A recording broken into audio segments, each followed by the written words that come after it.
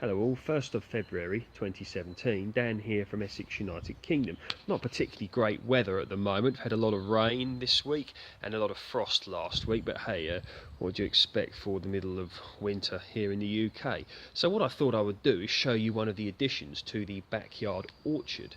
Now, I've had this tree donated to me. It's not a particularly impressive specimen at present. It was in the wrong place and it never really has realised its full potential, but hopefully now I've got it here, I'm going to be able to give it the love and attention it requires, and hopefully it's going to become a nice productive tree. So this is variety Stella of the Prunus avium sweet cherry, and historically cherries sort of presented problems. One of the problems was the trees tended to be rather large and vigorous, and the fact that you tended to need, or you would have needed, more than one in order for cross-pollination. But Stella is self-fertile, and this was introduced in the year of 1968, and if I remember correctly it comes from British Columbia in Canada. So of course you could then, when this tree was introduced, other than having two trees, you could then just have one if you only had space. And now further on in time we have dwarving rootstocks, which of course have benefits for people in gardens and commercial growers as well, because to my understanding the British cherry industry was struggling a few years ago simply because the trees were rather large, and the fact that they presented problems with picking. You needed cherry picking and people falling off of ladders and this sort of thing, and of course it made it rather difficult. But now with dwarving rootstocks you can have smaller trees in smaller spaces, and I also believe that commercially they tend to grow cherries in polytunnels now, simply because birds can't eat the cherries as easily as they could on a huge tree standing out in the middle of a field. So that's one thing to have a look at, because of course it's easier to get a polytunnel that fits a smaller tree than it is to run around with a massive huge tree putting nets up and that sort of thing. Now, so Minarette here, now this should get about 6 to 8 feet high, and of course what it does is you get your fruit on these little spurs here that come up,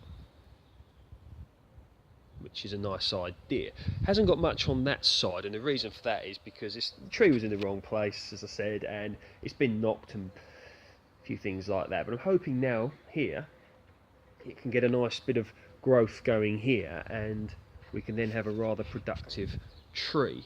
So with regards to this variety Stella, you tend to get your fruit in late July.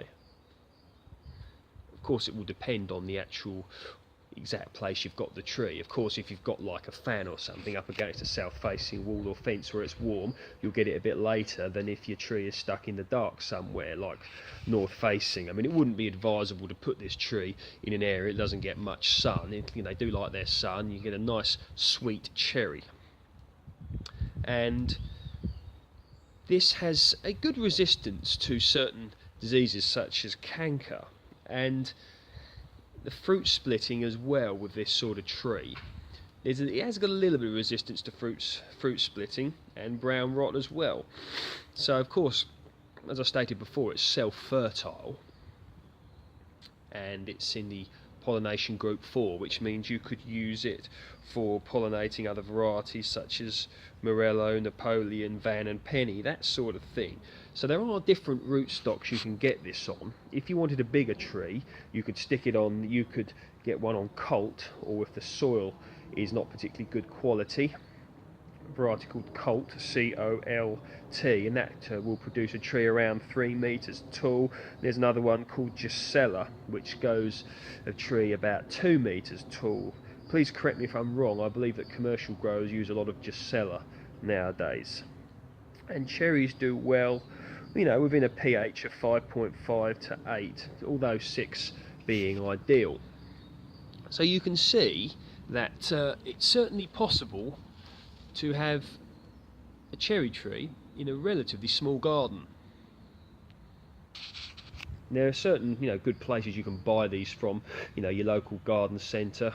Online you've got places such as Blackmore Nursery, I've always found to be good. Victoriana Nursery I've found to be good. There's one called Mail Order Trees, one called Ken Muir, and one called Pomona Fruits. These are places, with good reputations and that sort of thing. If you're going to be purchasing a tree, I don't know how old this tree is, but it's a good few years, but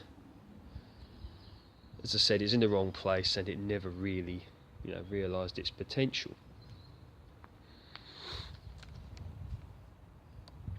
And that's your label there. When I put it in the ground, it did have nice fibrous roots, so I'm expecting it to do quite well here.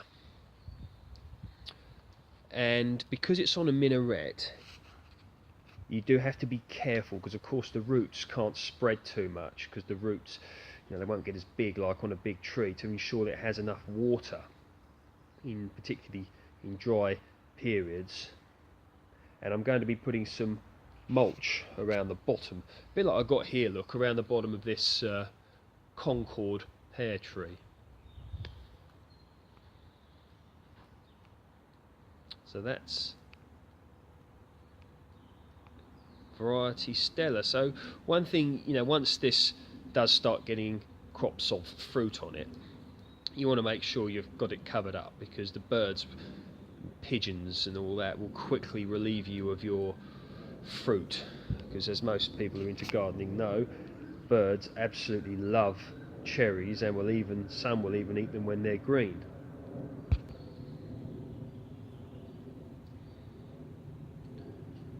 You get a nice white blossom in the spring off of these, which I find very nice indeed. And I think the leaves are very nice as well on cherry trees. So there we go, once again. So if you're thinking of growing a cherry tree in your garden, research what variety you want. There are different varieties, I named a few earlier. Stella being the first self-fertile brought to the public. So hence there's a lot of attachment to it, and it is a great variety.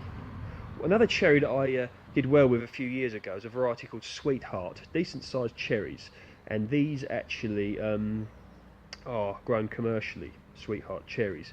Very popular in the US, I believe. May even be a US variety, but you'll have to check that one out.